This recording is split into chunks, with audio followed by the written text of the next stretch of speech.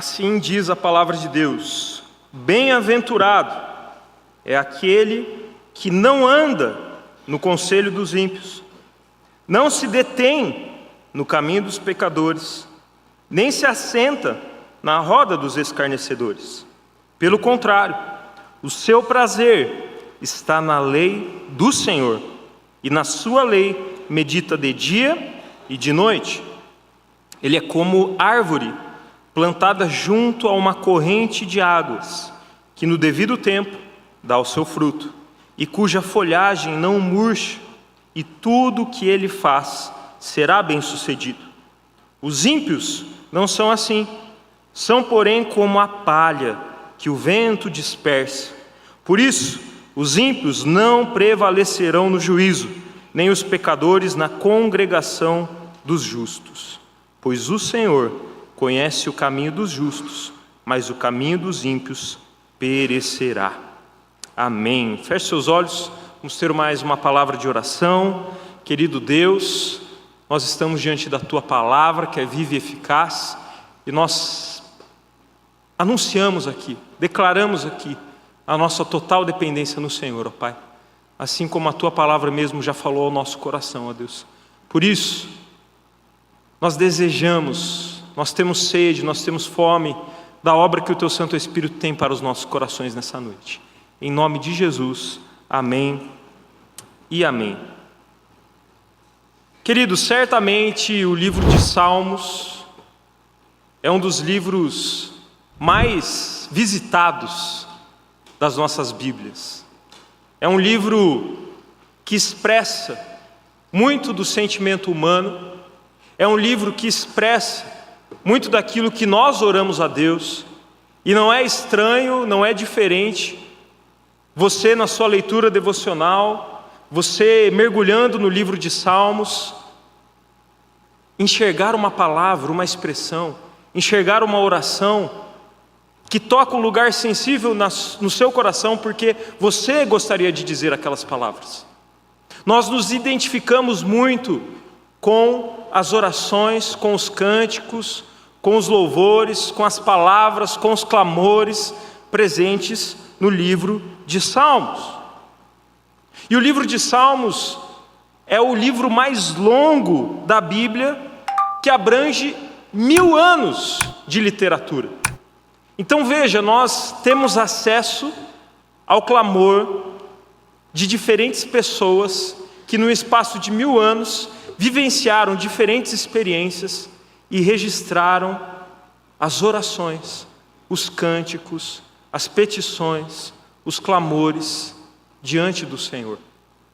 E nós então somos presenteados por Deus a termos acesso a esses salmos maravilhosos. E você deve saber que o livro de Salmos ele é dividido em 5 livros. E é muito interessante que nós estamos diante do primeiro salmo que abre esse universo maravilhoso diante dos nossos olhos. João Calvino disse que o salmo de número 1 é um prefácio. Sabe quando você está ali lendo um livro e você tem o prefácio daquele livro, você tem uma preparação, você tem algo que te introduz a respeito daquilo que aquele livro vai tratar? É isso que o salmo de número 1 representa. Um manual para nós navegarmos em meio aos salmos. Um manual para nós navegarmos em meio a esses cânticos, a essas orações, a esses clamores. Alguma vez você já foi num museu? Alguma vez você já foi numa exposição? E no início da fila, quando você está prestes a entrar naquela exposição, existe uma pessoa ali que vai te passar um catálogo, existe uma pessoa ali que vai fazer uma introdução daquilo que você verá naquele museu.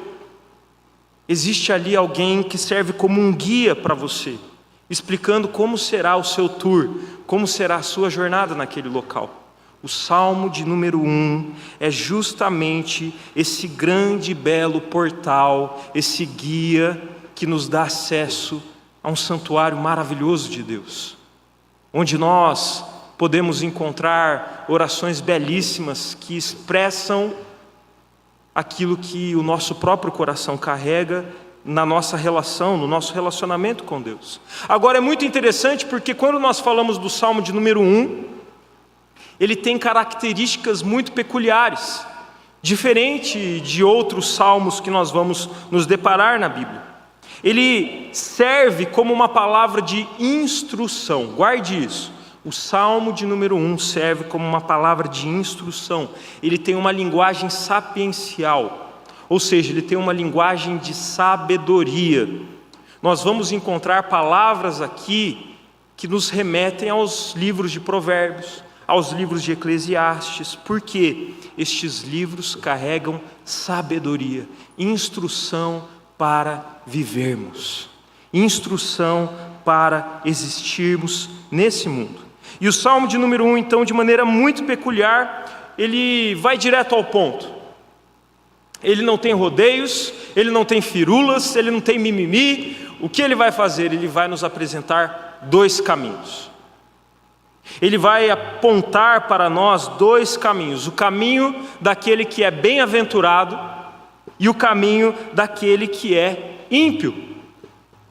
Olha só o que o verso de número 1 diz: bem-aventurado é aquele que não anda no conselho dos ímpios, não se detém no caminho dos pecadores, nem se assenta na roda dos escarnecedores. E quando nós falamos essa palavra bem-aventurado, uma campainha deve tocar na sua mente, porque você já escutou essa palavra antes, você já escutou essa expressão antes. Essa é uma expressão muito emblemática do hebraico. Quando nós falamos de bem-aventurado, nós não estamos falando simplesmente de uma pessoa que é alegre, de uma pessoa que está de bem com a vida, de uma pessoa que é feliz. Não. Quando nós falamos de alguém bem-aventurado, de acordo com o hebraico, é infinitamente mais do que isso. É como se eu virasse para você e perguntasse assim: você se considera uma pessoa feliz? E aí então você vai considerar como você acordou hoje pela manhã, virado no giraia, irritado com as coisas, querendo dar voador em alguém. Você vai então pensar como foi a sua semana, que foi uma semana estressante no trabalho, que você já falhou na dieta que você tinha feito aí para o começo do ano, que você já faltou um dia da academia, e você vai pensar uma ou duas vezes e você não vai dar uma resposta tão certa. Mas quando eu me viro para você e pergunto: você é alguém realizado? Tem um peso diferente, não tem? Você é alguém realizado? Essa pergunta que o Salmo ele está trazendo para nós, essa provocação que ele vai trazer a nós, não é meramente alguém feliz, alguém alegre, alguém de bem com a vida, mas alguém plenamente satisfeito, alguém plenamente realizado. E sabe o que é interessante, queridos? Que o salmista, ao começar a falar sobre bem-aventurança, ao começar a falar sobre realização, ao começar a falar sobre essa satisfação plena, ele começa com algo negativo, ele não começa com algo positivo. Ele começa falando sobre aquilo que alguém bem-aventurado não faz. E como é difícil para nós, leitores do século 21, ano de 2025, associarmos o não com algo bom. Como é difícil para nós, marcados por essa cultura que é extremamente positivista, olharmos para esse primeiro versículo que diz não, não, não, e engolirmos isso. Mas sabe o que a palavra de Deus vai nos mostrar? Que o não também é uma bênção.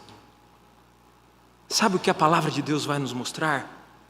Que as privações também são formas de se sentir realizado diante de Deus. Sabe o que a palavra de Deus vai nos mostrar? Que nem tudo que a gente quer, nem tudo que é sim para a nossa vida, é vontade de Deus para nós. O não é uma bênção. Ao comentar sobre isso, o filósofo coreano, sul-coreano, Byung-Chul Han, que escreveu o livro Sociedade do Cansaço, ele disse que o fato de nós estarmos cansados como nós estamos é fruto de uma sociedade que acha que pode todas as coisas. Uma sociedade que diz sim para tudo, sim para todos os estímulos, sim para todas as propostas, sim para todas as vontades, sim para todos os desejos. E ele então vai explicar que esse lema que marcou a nossa sociedade nos últimos anos, Yes, we can, faz com que a gente ache que o não é desprezível. Faz com que a gente ache que quando a gente poderia estar descansando, a gente não está rendendo, a gente não está produzindo, e a gente se sente culpado. Você já se sentiu assim? Sabe por que isso? Porque a gente desaprendeu a dizer não. E isso impacta os casamentos, isso impacta a educação dos filhos, isso impacta muita coisa, trabalhos, profissões. Mas veja, o salmista ele vai apontar para aquilo que um bem-aventurado não faz. Ele não anda no conselho dos ímpios, ele não se detém no caminho dos pecadores, ele não se assenta na roda dos escarnecedores. Você percebe que há uma graduação aqui? Você percebe que cada sentença, que cada construção que o salmista está apresentando aqui vai evoluindo. O pecado começa com coisas sutis.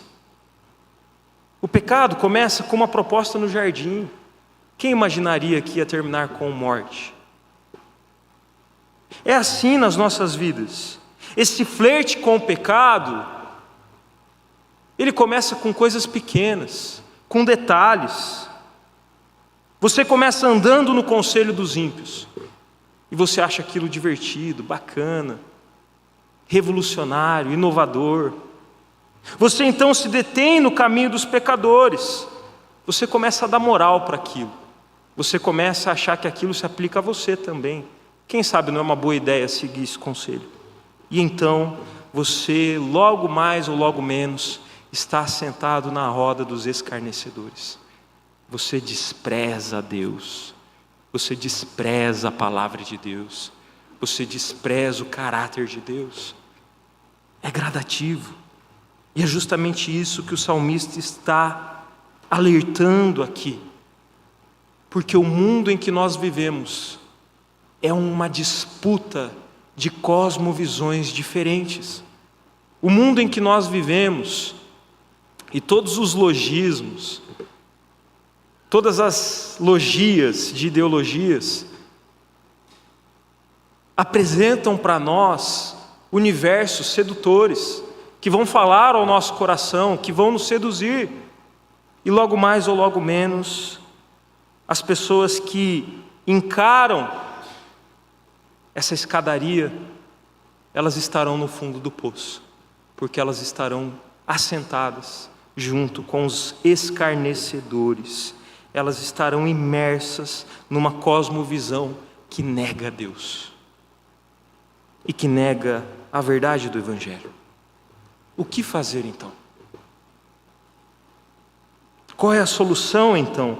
Acompanhe comigo o verso de número 2. Pelo contrário, o seu prazer está na lei do Senhor, e na sua lei medita de dia e de noite. Querido, querida, quando nós lemos aqui a palavra lei do Senhor, o que o judeu tinha em mente, especialmente o Pentateuco, e para eles era muito claro, era muito nítido, quando eles escutavam a palavra lei do Senhor, eles sabiam que era a instrução de Deus. A instrução do Senhor para a vida deles, a revelação de quem Deus é e da vontade de Deus para as nossas vidas. Essa é a lei do Senhor, essa é a instrução do Senhor. Para o mundo moderno, quando nós ouvimos a palavra lei, a gente fica pensando, como assim meditar de dia e de noite? Você pega um livro gigante de leis de trânsito, e aí você então fica folhando aquele livro de manhã e de noite. Tem efeito? Que livro sem graça. Eu lá quero saber qual que deve ser o meu comportamento quando a faixa é contínua, quando não é, quando o semáforo está fechado, quando não é, eu já sei disso tudo. Mas quando nós olhamos e nos deparamos com a palavra lei aqui, nós estamos falando de uma cosmovisão redimida para a humanidade, de um estilo de vida redimido, de um estilo de vida que é restaurado por Deus. Em meio ao pecado, em meio à queda, o Senhor se importa conosco e Ele nos instrui. É sobre isso que nós estamos falando aqui.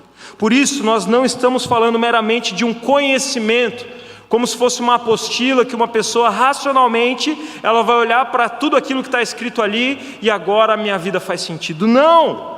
O que é a lei do Senhor aqui? Por que nós meditamos nela de dia e de noite? Porque o Senhor está aplicando essa lei no nosso coração. O Senhor está aplicando essa instrução não apenas na nossa mente, mas isso está penetrando o mais íntimo do nosso ser. Isso é a instrução do Senhor. E esse é um cuidado, inclusive, que nós temos que ter nos dias de hoje, de achar que a fé deve ser algo meramente racional. Porque se eu não explicar isso, não dá para acreditar, né?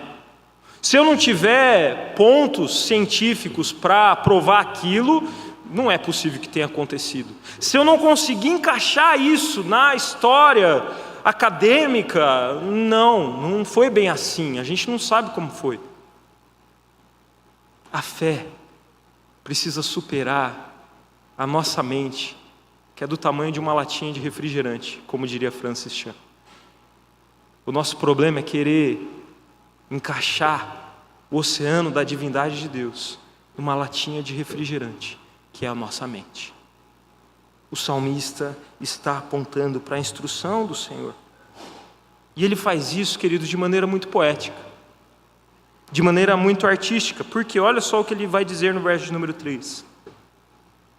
Ele é como árvore plantada junto a uma corrente de águas, que no devido tempo dá o seu fruto e cuja folhagem não murcha, e tudo que ele faz será bem-sucedido. Imagine só o salmista, alguns estudiosos atribuem a Davi esse salmo, pintando uma aquarela, pintando uma tela. Imagine só o salmista se deparando com essa paisagem. Uma árvore plantada junto a uma corrente de águas.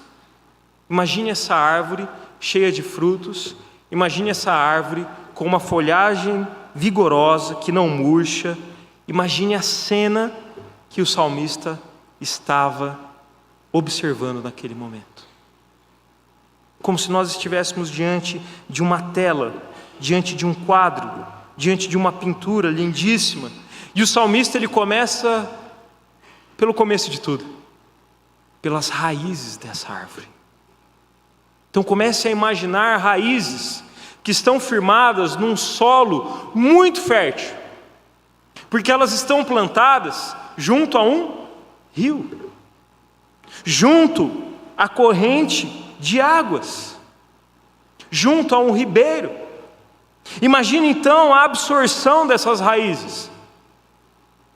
E nós sabemos que um dos papéis da raiz é justamente alimentar a árvore com nutrientes, alimentar a árvore com aquilo que a terra pode trazer, a água pode trazer. É sobre isso que o salmista está dizendo.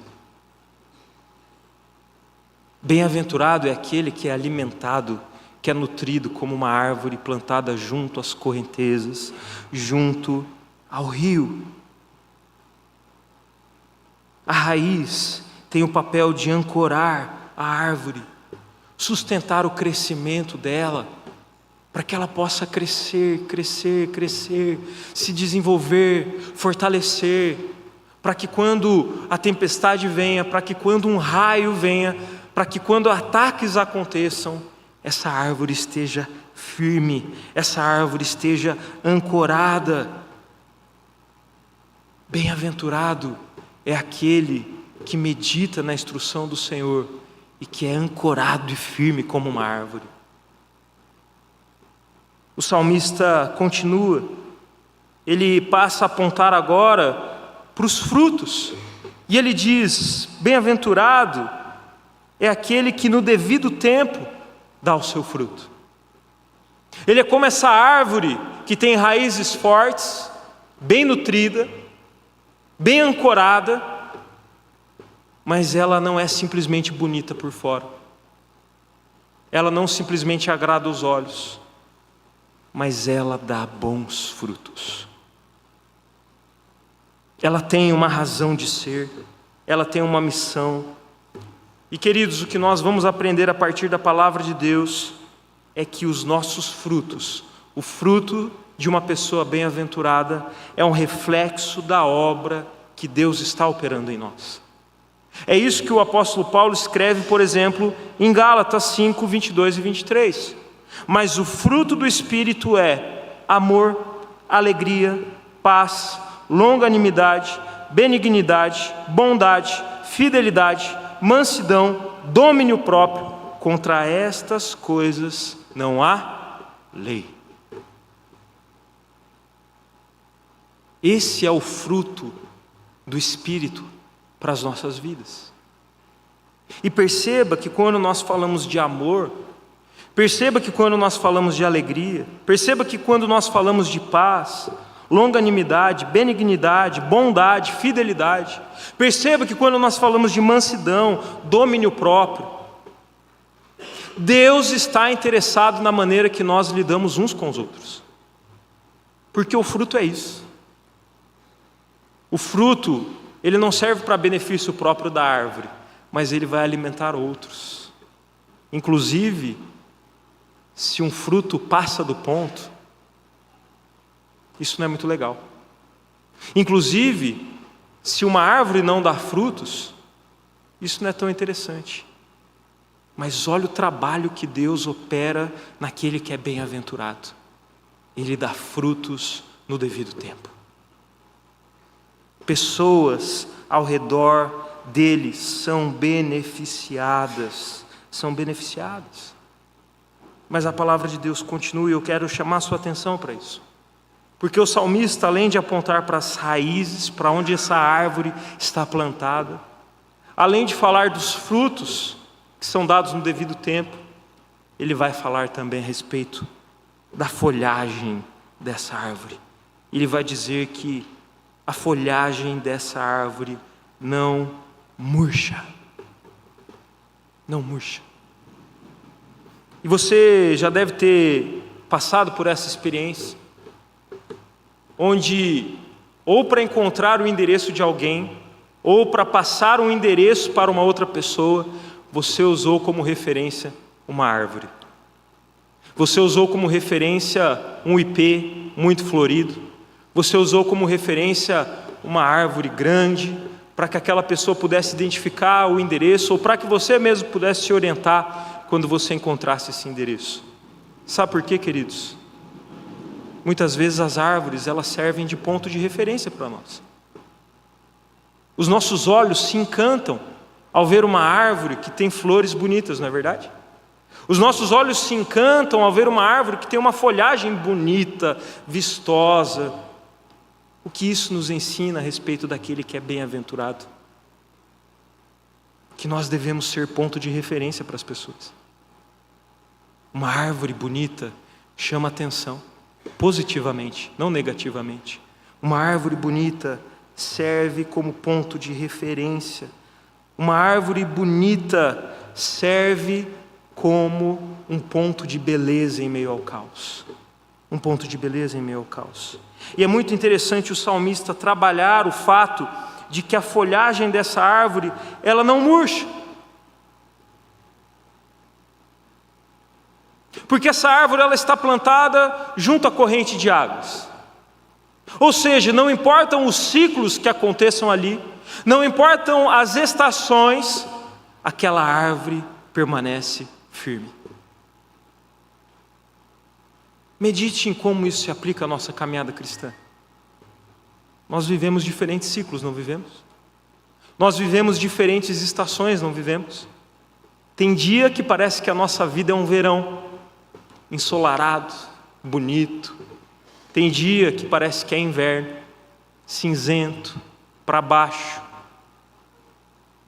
Mas o que a palavra de Deus está nos ensinando é que não importa se é verão, inverno, primavera, outono. Estou quase fazendo propaganda aqui da Renner, né?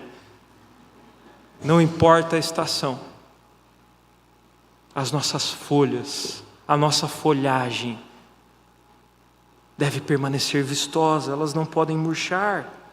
Isso nos lembra muito as palavras de Jesus quando Ele diz: vocês são a luz do mundo.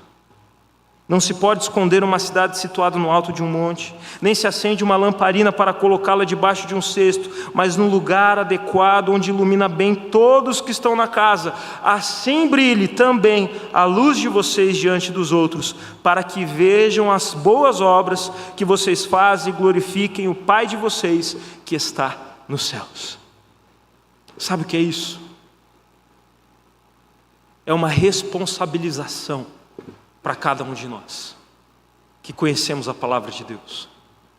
Nós temos, meu irmão, minha irmã, uma responsabilidade cósmica de apontar para uma cultura de um reino vindouro, que é o reino de Deus, que já está estabelecido no nosso meio, mas que esse mundo precisa ver sinais. Por isso, não adianta a gente só reclamar que as coisas não vão bem. Por isso, não adianta só a gente olhar para a arte que é produzida e dizer que feio isso, que terrível isso. Não ouça isso, não consuma aquilo, não faça aquilo. Sabe o que nós como cristãos precisamos nos preocupar a fazer? Produzir coisa boa. Para que o mundo olhe e veja os sinais do reino de Deus, para que o mundo olhe e veja a luz de Cristo brilhando, para que o mundo olhe e veja essas folhas que não murcham, apesar da perseguição, apesar daqueles que sabotam, apesar daqueles que satirizam. Folhas, flores, obras que servem como um ponto de referência num mundo imerso na escuridão do pecado, do caos. Por isso nós como cristãos deveríamos estar muito mais preocupados com aquilo que nós produzimos nesse mundo, ao invés de preocupados em simplesmente criticar aquilo que a gente sabe que é ruim, que é decadente, que é marcado pelo pecado. Ok, mas e o que a gente vai oferecer? Isso passa por tanta coisa. Para a nossa profissão, para aquilo que nós produzimos, para o nosso hobby, para aquilo que você enxerga. Não, isso daqui não tem nada a ver com o reino de Deus. Faça uma peça de madeira muito bem feita e apresente para alguém que não conhece a Deus, e fale do Evangelho através disso. Faça uma pintura bem feita e fale para alguém do Evangelho através disso. Faça um trabalho bem feito e glorifique a Deus através disso, e você vai ver que as folhagens também importam. Por fim, o verso de número 3 dessa sentença diz que tudo o que ele faz será bem sucedido. E os nossos ouvidos também estão viciados nessa palavra, né? Principalmente no começo de ano, com promessas ilusórias.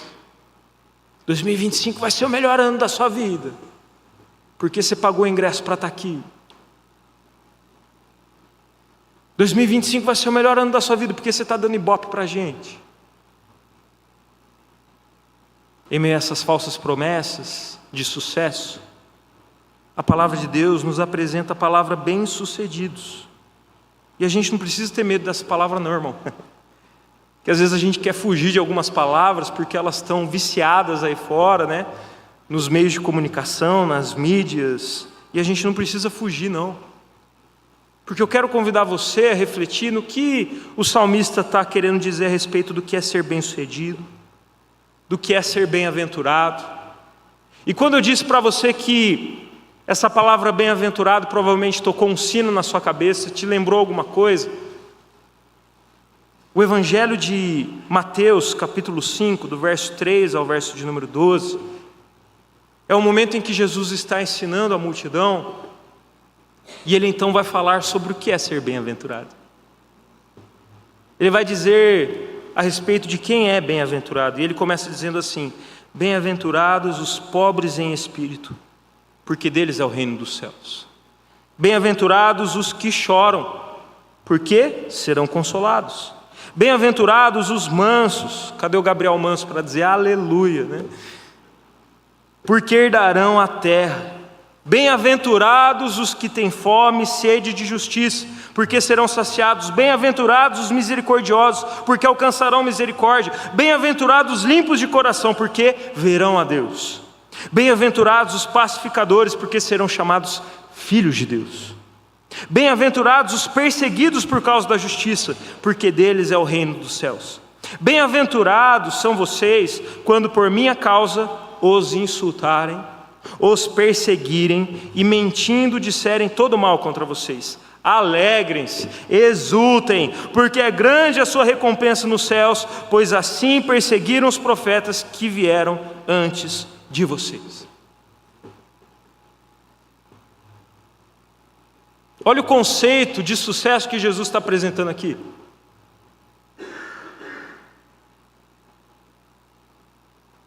Um sucesso que não se rende aos vícios da nossa sociedade, dos nossos tempos modernos, mas o verdadeiro sucesso no reino de Deus. Um sucesso que aponta para raízes fortes. Um sucesso que aponta para frutos do Espírito. Um sucesso que aponta para folhagens exuberantes. Gente que apesar da perseguição não cede, mas se alegra. Gente que apesar das lutas não cede, mas persevera. Gente que está promovendo paz no mundo de guerra. E sabe o que é mais lindo disso? Que Jesus promete: essas pessoas bem-aventuradas não ficarão sem resposta. Essas pessoas bem-aventuradas, aquele que vive tudo isso, não ficará desamparado. Sabe por quê, meu irmão, minha irmã? Sucesso e prosperidade de verdade é a certeza de que nós somos conhecidos por Deus e atendidos naquilo que a palavra de Deus nos ensina a pedir. Isso é sucesso de verdade. Isso é ser bem-sucedido de verdade. Nós termos a certeza de que o nosso Deus, que é soberano, que é grandioso, que é poderoso, que é forte, que é o Rei dos Reis, que é o Senhor dos Exércitos, escuta as nossas orações baseadas na palavra dEle. Por isso, quando nós oramos baseados na palavra de Deus, nós podemos ter a certeza de que o Senhor nos escuta. Não se trata de algo passageiro, não se trata de algo superficial, mas se trata de promessas eternas para nós. E isso, uma experiência qualquer nesse mundo não pode oferecer. E isso, uma aquisição qualquer nesse mundo não pode oferecer. Nós estamos falando de uma satisfação que só Deus pode nos dar. Isso é ser bem-sucedido, isso é ser bem-aventurado, ser conhecido por Deus e saber que Ele escuta as nossas orações. Mas veja o verso de número 4, ele mostra uma realidade. Ele diz: os ímpios não são assim, são porém como a palha que o vento dispersa. Olha que imagem triste. Nós estávamos falando de uma imagem linda, de uma árvore. Isso transmite a nós firmeza, isso transmite a nós crescimento, isso transmite a nós pessoas sendo alcançadas, beneficiadas, alimentadas. Mas agora o salmista ele apresenta um contraste. Ele vai daquela árvore frondosa, maravilhosa, para uma palha. Tenta segurar uma palha na sua mão numa ventania. O que vai acontecer? Vai embora.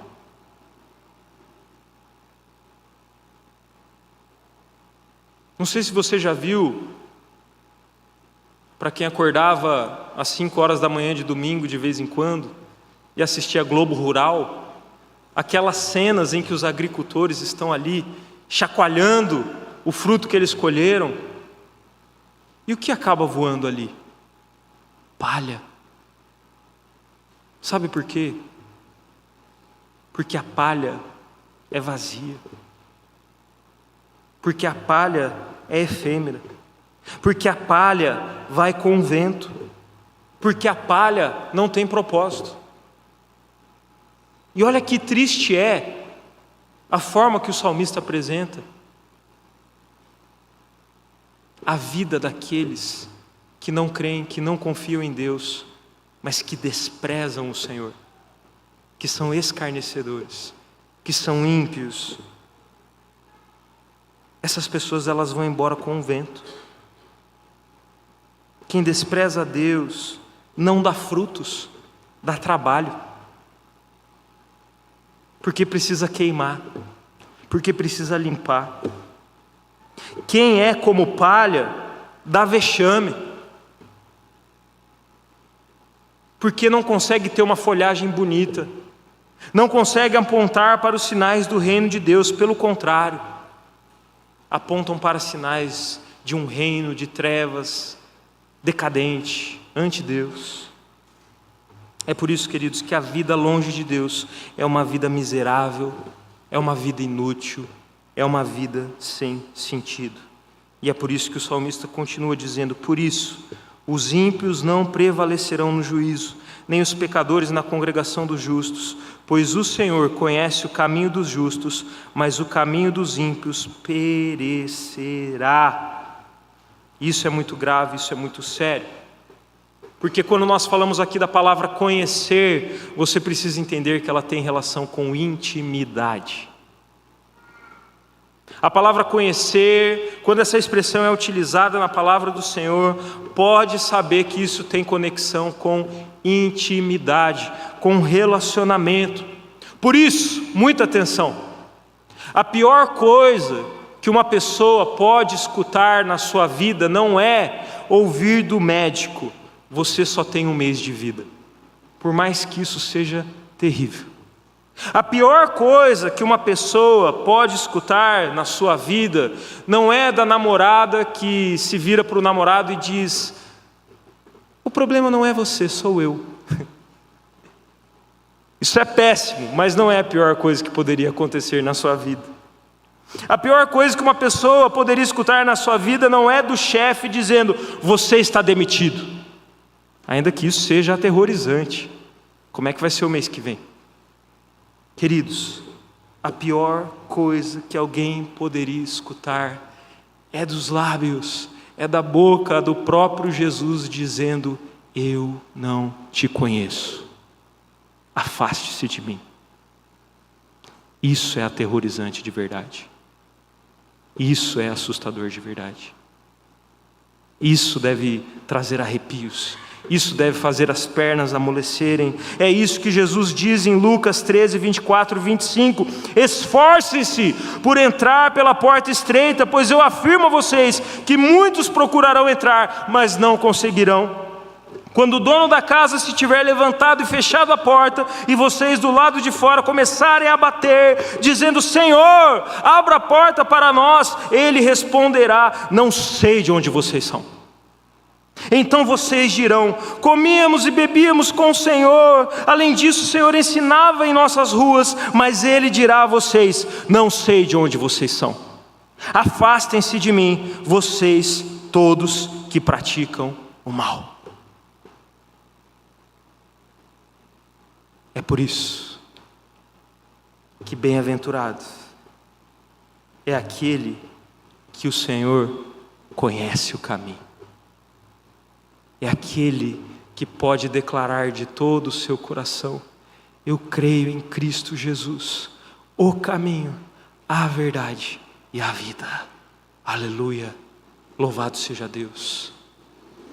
Por fim, a aplicação dessa mensagem que eu quero trazer a você nessa noite, pastoralmente, meu irmão, minha irmã,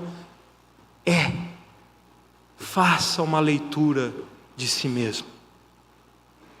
Assim como nós fizermos esse exercício ao longo do Salmo de número 1, de visualizarmos essa árvore maravilhosa, plantada junto às correntes de água, que tem uma folhagem que não murcha, que dá frutos no seu devido tempo. Eu quero convidar você, a partir das lentes do Evangelho, da Palavra de Deus, a olhar para a sua vida.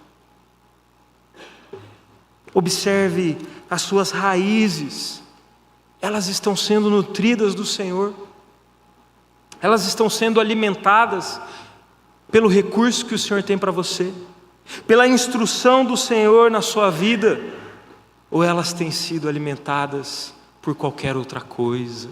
Lembre-se, o não também é uma bênção. Nem tudo é para nós, nem tudo é para ser consumido, nem tudo é para ser acessado, nem tudo é para ser adotado, nem tudo é para ser implementado na nossa vida. Observe em nome de Jesus os seus frutos. Você tem dado frutos, meu irmão, minha irmã, ou você tem dado trabalho?